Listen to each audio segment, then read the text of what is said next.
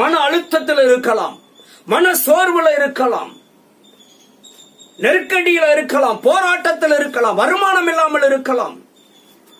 ஐயோ நிம்மதி இல்லை, வீடு வாசல் இல்லை, நிலம்புலத்தை பொன்பொருளை இழந்து விட்டேன் என்று அந்த மன உளைச்சலின் சிறையிருப்பில் இருக்கிற என் அன்பு தேவ பிள்ளையே, உன் மன உளைச்சல், உன் மன இறுக்கங்களை எல்லாம் கர்த்தர் இன்றைக்கு மாற்ற விரும்புகிறார்.